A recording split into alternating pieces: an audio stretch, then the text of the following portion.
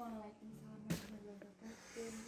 Bapak, kok pulang cepet Pak? Indah banget. Oh iya, tadi udah selesai kerjaan itu lebih cepat atau terus pulang balik dulu.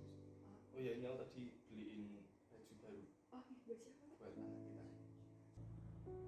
Oke. Ini udah baju baru. Pak.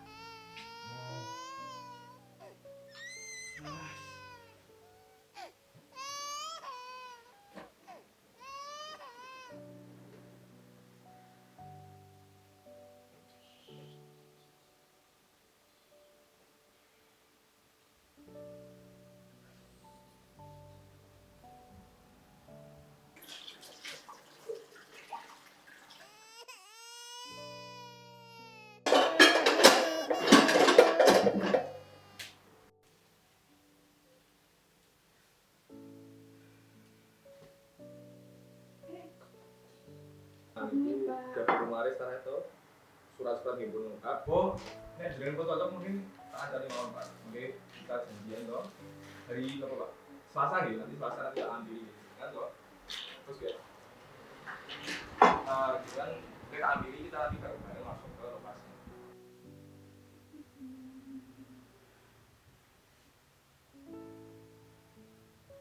Bu, Nggih. ambilin ando sini cepat. Ini bapak ketinggalan andonya. Ya.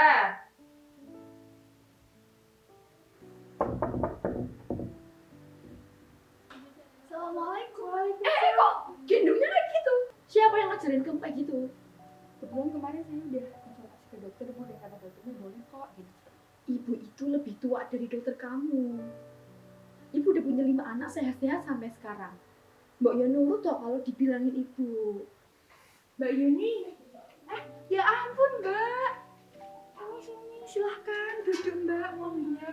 Makasih. Mbak Yuni gimana kabarnya? Maaf ya Mbak, baru sempet nengok, maklum kemarin saya sibuk banget makanya baru sempet kesini. Ya Allah Mbak, nggak apa-apa.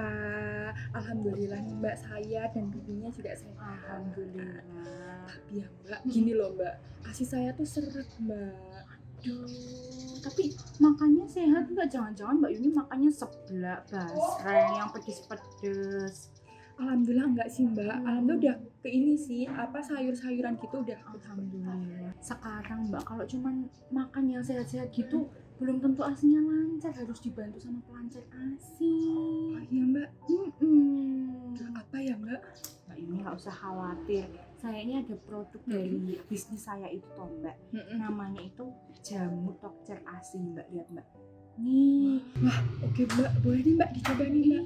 Iya, itu Mbak Yuni minum aja nggak apa-apa, nanti 3 hari pasti langsung lancar tuh asinya. Kan kasihan anaknya kalau nggak ada minum.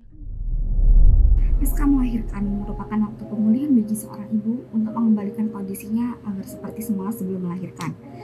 Nah, dalam kurun waktu ini dapat terjadi perubahan psikologis.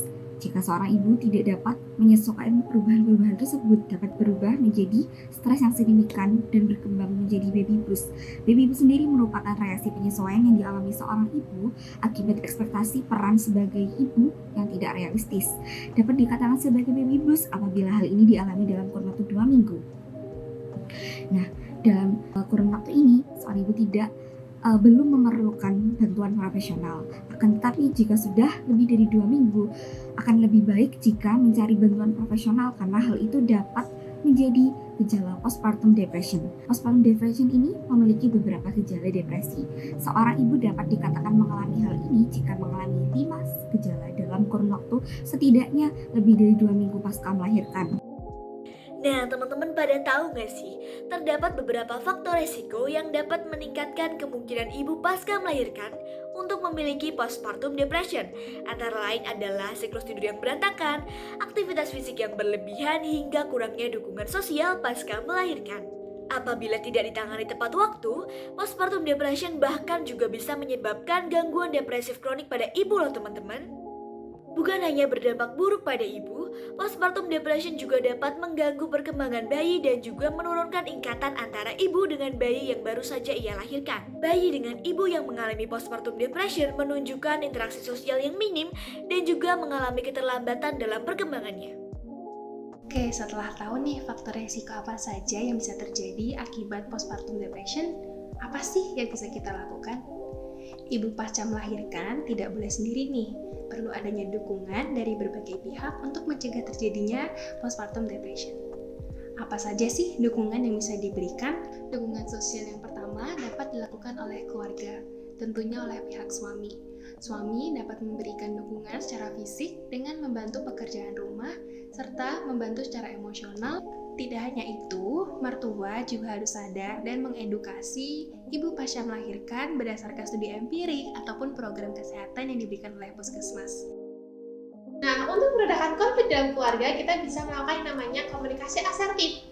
Di mana dalam berkomunikasi ini kita menyadari hak-hak kita, harapan orang lain, dan juga harapan kita. Kita juga harus bisa ya menggunakan intonasi nada yang sesuai dan juga berani menatap mata lawan bicara kita. Sebagai salah satu contohnya adalah komunikasi I language assertion, di mana kita mendeskripsikan apa yang kita rasakan terhadap lawan bicara kita nih.